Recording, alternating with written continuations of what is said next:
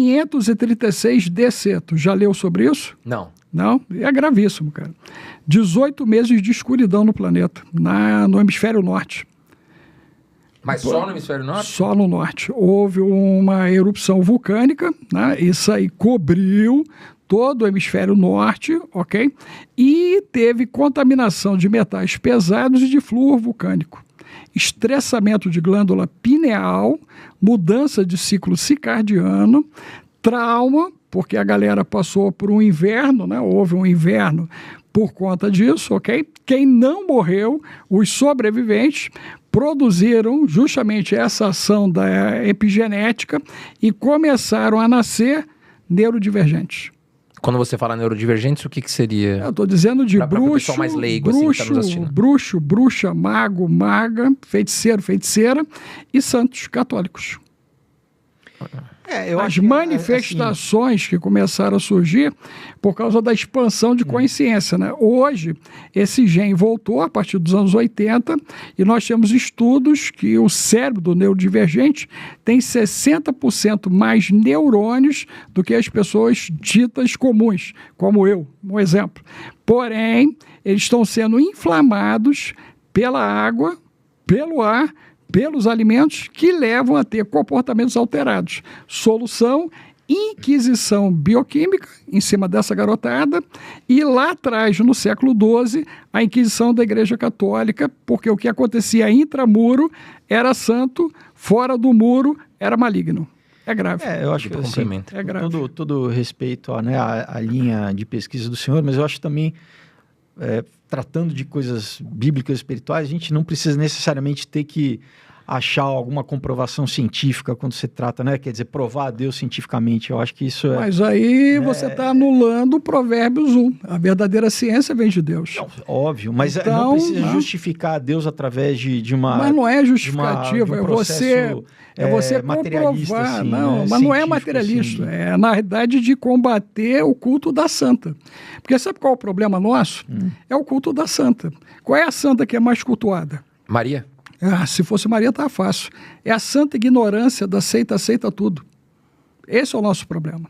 E aí, por causa da ignorância, nós chegamos a um labirinto agora o problema em cima disso. Você cria um paradigma que eu preciso sempre provar qualquer milagre, qualquer atuação de Deus através da ciência, entendeu? Eu preciso da ciência como ferramenta de justificar. Não, Deus excede a nossa sabedoria, excede o nosso conhecimento. Mas aí a gente não pode... mas aí metodologia científica de testar. Mas olha só, a gente não pode ir... de carbono, a gente não pode ir para a religiosidade cega, porque ela criou um sistema corrupto, né, desde lá de trás. Mas a religiosidade embasada na Bíblia nunca é cega. Não, vamos lá. Ela revela pela palavra rema de Deus. Mas nós não tivemos alteração. Mas nós não tivemos alteração dos textos. Historicamente, eles não foram sendo modificados. Porque o que nós temos de acesso hoje são rudimentos. Eu entendo que a mensagem central, e digo isso como quem estuda isso há 4 décadas, tá? A mensagem central, ela não foi modificada, graças a Deus. A mensagem central houve um início, a sua palavra, houve um início, né? E aí deu ruim, depois ficou pior, depois houve uma transição, depois tentou de novo com Abraão, estabelecendo... Por exemplo, se você vê em Israel, no museu ali que tem em Israel, em Jerusalém, né, o Museu Histórico lá em Jerusalém, tem a sala de Isaías, porque no pergaminho do Mar Morto, sim, que foi descoberto em 48, eles acharam um pergaminho que é exatamente ipsis literis o texto de Isaías. Então comprova que a Bíblia que nós lemos hoje, mesmo depois da Septuaginta, da Vulgata, é preservada. E eu creio que Deus, sendo Deus infinito, ele mesmo preserva a sua própria palavra. Não, total. Né? Porque existem muitos detratores da Bíblia que usam esse discurso assim, não, mas como que a gente pode confiar no cano? Não, eu creio que Deus ele é poderoso o suficiente para preservar a sua própria palavra, né? Então a Bíblia ela já trazia menções à vida extraterrestre, vamos falar assim, ou outros tipos de vida. Se você considerar que qualquer ser que não é nascido aqui na Terra é um extraterrestre, sim. né? Porque os Dentro anjos... da Bíblia a gente já tinha menções ali, então. Porque na realidade históricas. o Sim. próprio conceito do Éden, ele já é uma presença dimensional no planeta, né? A questão toda é que quando você tem, como o Felipe falou, a questão dos cânons, né? A Igreja Católica, ela ficou com 73 livros, né? A parte protestante, que a gente 66. representa, 66. Os coptas lá, os etíopes, com 84. Olha só, você tem uma Bíblia com 84 livros, que é a Etíope. O Enoque mesmo está lá, Jubileu está lá, Gerazá está lá. Você tem vários livros que estão lá. Como referência histórica, para entendimento, né, da galera. Só que o que acontece? Você Mas são tem... numa língua, inclusive na língua etíope, que é o Ges, né? Que não é nem no hebraico, assim. Então, E você por isso tem alguns motivos deles também não estarem inclusos no cânon, assim, né? Na realidade, ali houve uma manipulação violenta da parte ortodoxa, principalmente com os judeus, em 236 ali, quando você tem Nicéia. O pau come ali, inclusive matam, ok, os bispos são mortos, são coagidos. Quando a gente vê a história do cristianismo, né, quando ele surge, a Igreja Católica, né, universal, apostólica, romana por causa de Roma. Então, esse princípio aqui é um princípio ecumênico. A origem do cristianismo é uma igreja ecumênica, oriental, com vários bispos orientais e ocidentais. É assim que a coisa vai acontecer. Depois, lá na frente, com a Ascenso e Bordoadinha, os coptas já discordam. Ruptura. Eles não queriam ficar com o Vaticano, porque o Vaticano estava fazendo um monte de barbaridade. Eles falaram, não, nós vamos tocar daqui.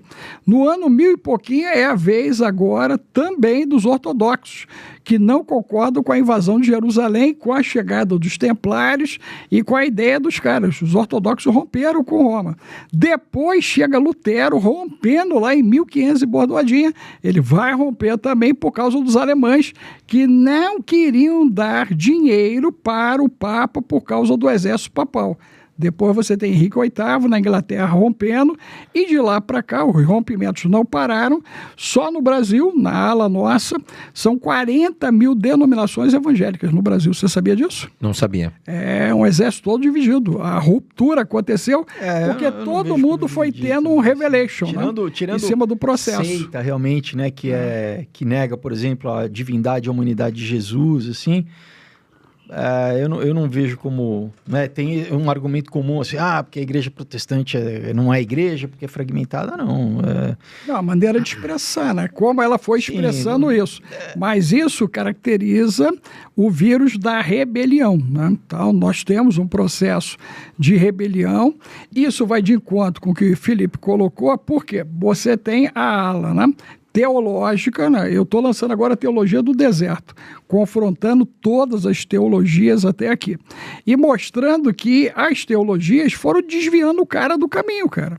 Tirando o cara do caminho de Deus, literalmente, da palavra. Desde a igreja primitiva já aconteceu em cima disso, né? Então você tem livros dos pais da igreja, né? Isso logo depois da sucessão apostólica da igreja primitiva do primeiro século. Ali você tem, por exemplo... Irineu contra as heresias, um livro, né, que são Irineu, enfim, Irineu. Excelente livro. Porque é isso, né? Você já tinha... Vamos lembrar que o cristianismo nasceu do judaísmo, é um movimento recente e começou ali após os judeus, que eram os discípulos, né?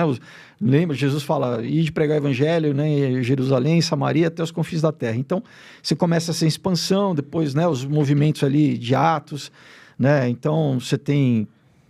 na Ásia Menor, você tem em Roma, né? Quer dizer, e muito do que era o paganismo, do que era o neoplatonismo, foi sendo introduzido, né? O primeiro gnóstico, né? O Simão Mago lá, que tentou comprar os dons do Espírito, né? Mas enfim, então começa a ter um pouco desse sincretismo religioso, né, ainda enquanto a igreja, nos 3 primeiros séculos, mas já era muito combatido, assim. O problema é que depois da institucionalização, né, do cristianismo como religião oficial do Império Romano ali por Constantino, muita gente que não havia uma conversão real de coração, as pessoas mantiveram, vamos dizer, suas práticas pagãs e começaram a tentar reintroduzir essas práticas pagãs, né, criar um simulacro ali dentro do cristianismo, da mesma forma como houve, por exemplo, com os escravos africanos, quando foram... Não adianta você forçar ninguém a se converter. Conversão é espontânea e é autêntica. Senão você cria essas aberrações assim, de esse sincretismo religioso que vai distorcendo, né, a palavra de Deus. Mas enfim, não sei se a gente vai fazer... Não, eu ia chegar... eu queria voltar até para o assunto. Eu ia só para poder ajudar a galera a entender o que você está falando, é a questão de Paulo ali, né? Quando Paulo ele vai até a questão dos gentios, né, ele vai a partir do concílio lá de Atos 10, depois que Pedro valida a graça em Cornélios, com a conversão de Cornélios.